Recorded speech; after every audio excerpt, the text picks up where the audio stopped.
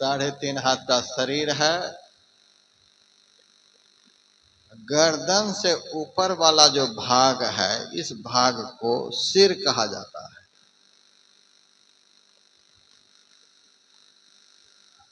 शरीर के ऊपर वाले भाग को सिर कहा जाता है। सिर में आंख के ऊपर जहां बाल नहीं है उसको कपाल कहा जाता है। सिरह कपाली, माथा में बाल रहित स्थान को कपाल कहा जाता है।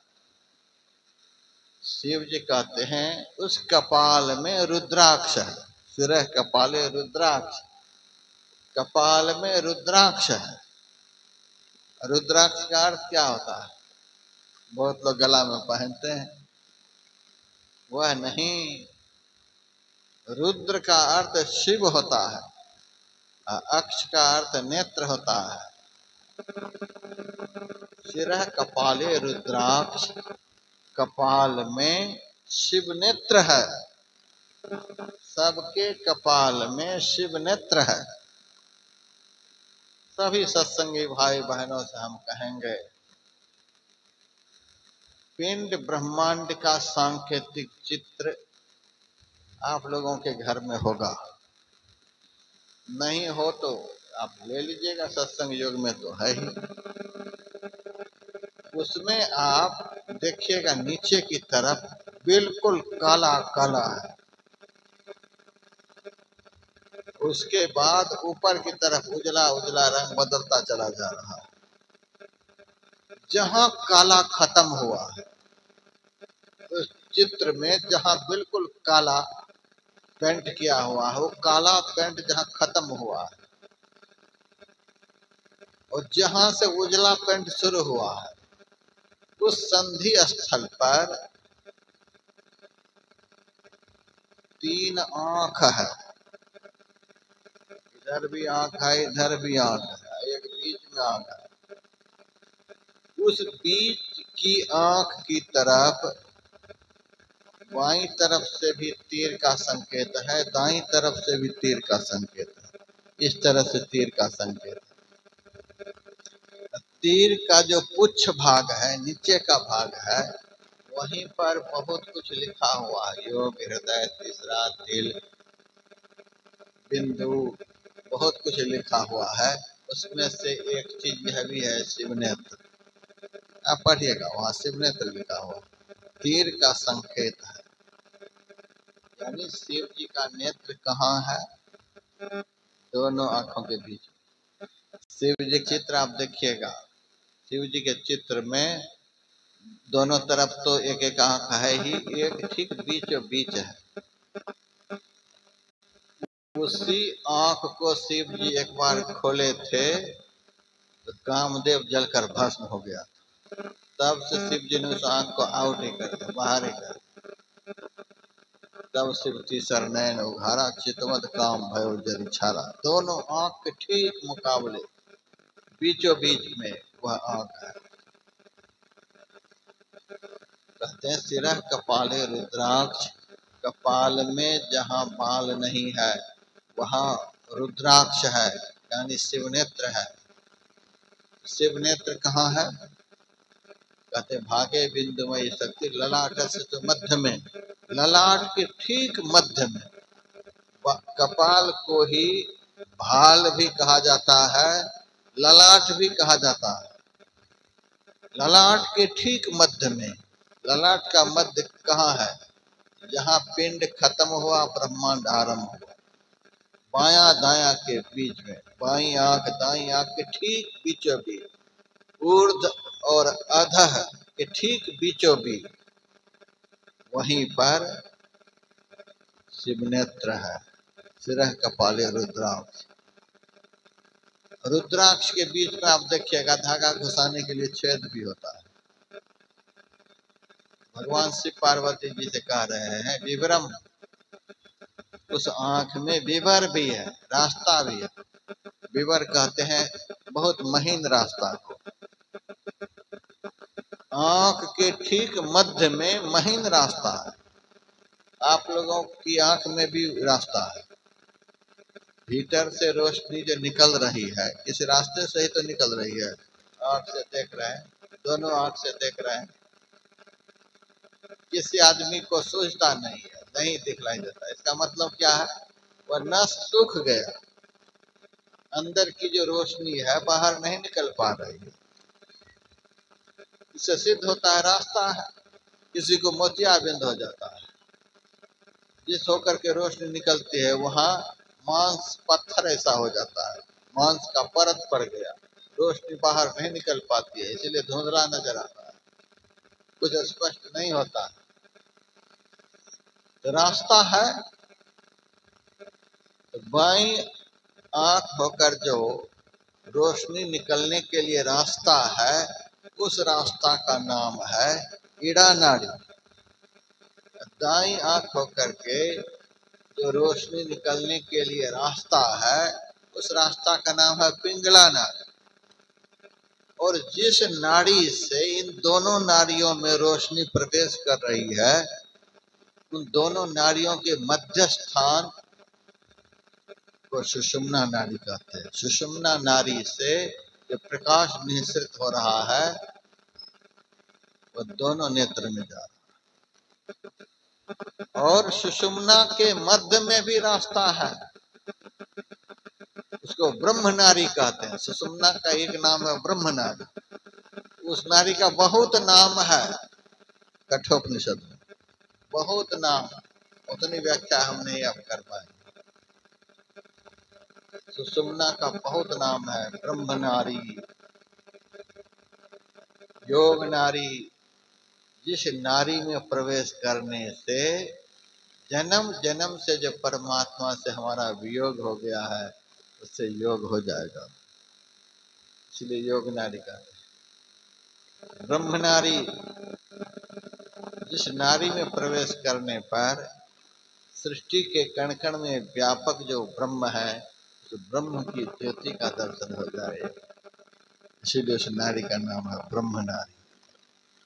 उस नाड़ी में भी छेद है, रास्ता है। ब्रह्म का प्रकाश सुषुम्ना नाड़ी होकर के आ रहा है। ब्रह्म में जो प्रकाश है वह प्रकाश सुषुम्ना, और उसी रास्ता का नाम है ब्रह्मरंध्र। उसी रास्ता का नाम है बंकनाल।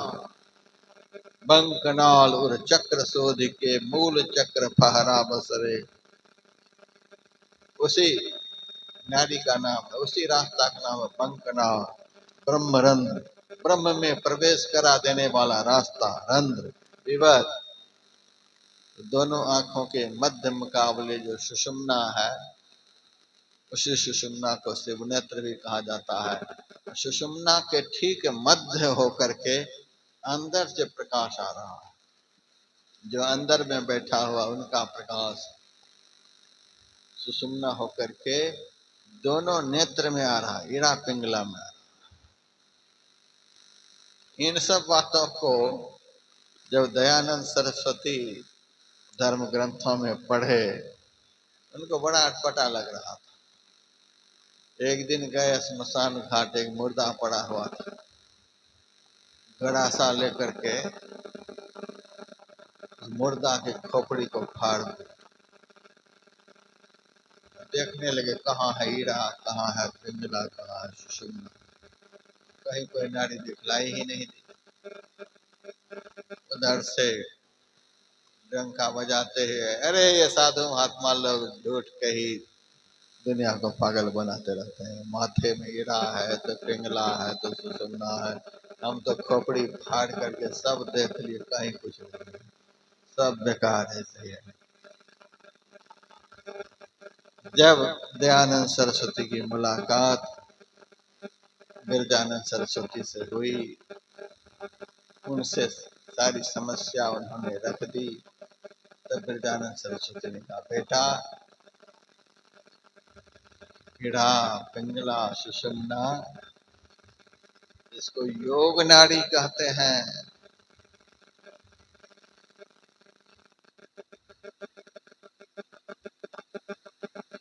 जिस नाड़ी होकर के रस, रक्त, मेद, मज्जा, मांस ये सब प्रवाहित होते हैं,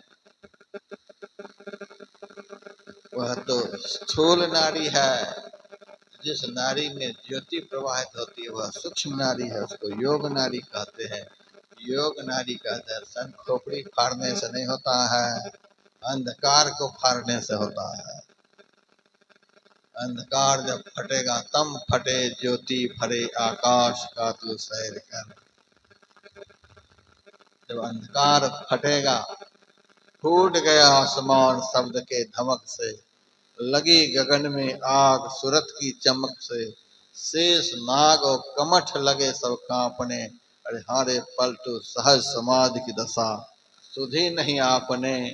जब अंधकार का आसमान फटेगा तब प्रकाश का दर्शन होगा, तब उस नारी का दर्शन होगा। कीड़ा पिंगला के मध्य में सुषुम्ना है, सुषुम्ना में भी सूक्ष्म विवर है, इस विवर होकर के अंदर से रोशनी आ रही है। भगवान शिव पार्वती जी से कहते हैं उस सूक्ष्म विवर का जो चिंतन करता, विवरम चिंत ये देता, जो उस सूक्ष्म विवर का बराबर चिंतन करता है, बारंबार चिंतन करता है, एक बार से नहीं होगा। सहस भाग एक बाल बराबर, एक बाल के हजारवां भाग के बराबर वह मार्ग है। और दृष्टि इतनी फैली हुई है कि उसका वर्णन नहीं किया जा सकता। इसीलिए संसार के बहुत सारे शब्दों से मन को हटाकर ध्यान करने वाले को एक शब्द के जप में बहुत अपने को लगाना चाहिए। संसार के बहुत सारे रूपों से मन को हटाकर एक इष्ट रूप में बारंबार लगाते रहना चाहिए। एक रूप में भी दृष्टि के स्थिर हो जाने पर उससे भी समेट समेट करके इष्ट के मुखार बिंद में बारंबार लगाते रहना चाहिए। मुखार बिंद में भी मन के स्थिर होने पर वहां से भी समेट समेट करके तब दोनों आंखों के बीच की तरफ लगाना चाहिए। यह सब अभ्यास बहुत करना पड़ता है, यह सब अभ्यास बहुत करना पड़ता है। घिस जाएंगे करते करते, पिस जाएंगे करते करते, जन्म पर्यंत का काम भाई। दिन रात जो इसके पीछे धुन लगाकर लगे रहते हैं उनसे यह बनता, उन्हीं से यह बने सिपाही लाग का, यहाँ पलटू पड़े दाग पर दाग पंथ बैराग का। जो दिन रात एक कर दें, धुन लगा दे, जैसे राम धुन होता है 8 प्रहर के लिए धुन लगाए रहता, दिन रात लगे रहता है। उसी तरह से जिनके दिल में भजन का धुन सवार हो गया है, 8 पहर की मार बिना तलवार की, चूके सो नहीं ठाव लड़ाई धार की, उन्हीं से यह बने सिपाही लाग। दिन रात जो धुन लगा दिया है, विवरम चिंत ये यदा, जो बारंबार उस विवर का चिंतन करता है। सूक्ष्म स्थान को बारंबार देखने से स्वतः सूक्ष्मता आ जाती है देखने वाले में। एक राई को आप देखिए, एक पहाड़ को देखिए, अंतर पड़ जाएगा। पहाड़ को देखने के लिए फैली निगाह चाहिए, और एक राई के दाना नीचे पड़ी हुई है, अब उसको देखिए आप, उसको देखने के लिए दृष्टि को समेट करके देखना होता है। राई 10वां भाव, एक राई के 10वां भाग को आप देखिएगा और समेटना पड़ेगा। सिमटी हुई जगह को बारंबार देखने से दृष्टि स्वतः सिमटती चली जाती है। अब देखते रहिए, देखते रहिए, देखते रहिए। दृष्टि योग अभ्यास ही करते हैं करत कपनी सहज ही छुटे, प्रौर होवे सुरत दिल दरवाजा टूटे नजर की जोर से, अरे हारे में ही लगे टकटकी खूब जोर बर जोर से। बारंबार देखते देखते लखत लखत लखी परे कटे जम बंद है, दृष्टि सिमट जाएगी। सिमटी हुई दृष्टि में ऊर्ध्वगमन करने की शक्ति होती है। हमारे गुरुदेव समझाते थे, 1 क्विंटल गेहूं को आप छत पर फैला दीजिए, बहुत विस्तार हो जाएगा। उस गेहूं को धीरे धीरे दोनों हाथों से समेटते जाइए, समेटते जाइए। जैसे जैसे सिमटेंगे उसको, समेटेंगे उसको, वैसे वैसे उसकी ऊंचाई बढ़ती चली जाएगी।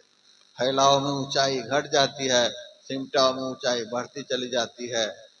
ऊंचाई के बढ़ने से आवरण का भेदन होता है। अंधकार से दृष्टि का सिमटाव करते जाएंगे तो दृष्टि का ऊर्ध्वगमन होगा।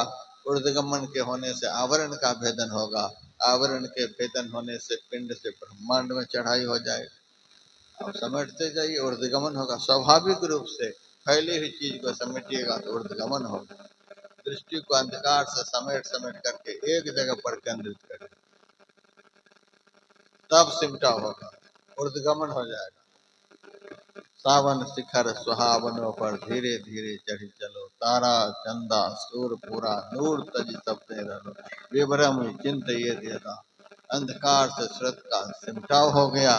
तथा ज्योति प्रकाश विद्युत पुंज प्रभा, बिजलियों के समूह के समान उसके सामने प्रकाश पुंज प्रकट हो जाता।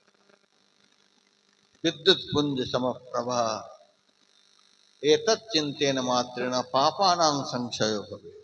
उस प्रकाश के चिंतन करने से, उस प्रकाश के दर्शन करने से पापानां संक्षयो भवे, पाप का रूप जो अंधकार है वह क्षय हो जाता है, नष्ट हो जाता है।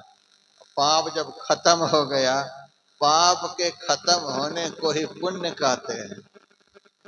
पाप के रहने पर उसको पापी कहते हैं, पाप के नहीं रहने पर उनको पुण्यात्मा कहते हैं। पापानां संक्षयो भवेत्, पाप का नाश हो गया। पाप के नाश होते ही, पाप के नाश नहीं होने पर वह दुराचारी कहलाता था, पापाचारी कहलाता था। अब कहते हैं पाप का नाश हो गया, दुराचारो पुरुषो लभते परम पदम, तो परम पद को प्राप्त कर लेता है, शाश्वत सुख को प्राप्त कर लेता है। ध्यान करने से पापों का नाश होता है। पाप के नाश होने से अंधकार का नाश होता है। अंधकार के नाश होने से दुख का नाश होता है। 24 घंटे दिन रात कर्म हो रहा है। कर्म यदि हो गया है तो दुखमय कर्म से बचना चाहते हैं तो ऋषि कहते हैं नान्यो भेदः कदाचन, दूसरा सब उपाय छोड़ करके सच्चे संत से सद्युक्ति जान करके धुन लगा करके ध्यान के अभ्यास में लग जाइए। यही एक उपाय है कर्म दंड से बचने का, और कोई उपाय नहीं। यही थोड़ा सा अभी आप लोगों को सुनाया। अब अपराह्न काल में एक सत्र बचा है, सुनाया जाएगा। एक भजन भी हमारे गायक जी आपको सुना देंगे। भजन भी एक अंग है सत्संग का, और भजन के बाद 2 आध्यात्मिक आरती होगी। लेकिन भजन से पूर्व मेरे हाथ में दोनों में लिखा हुआ है,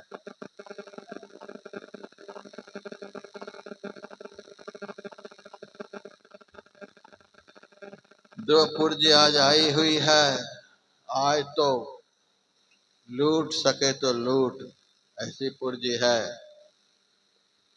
कल से ही हमारे आर के तुलसियान जी की तरफ से उपदेशामृत पर 100 रुपए की छूट है।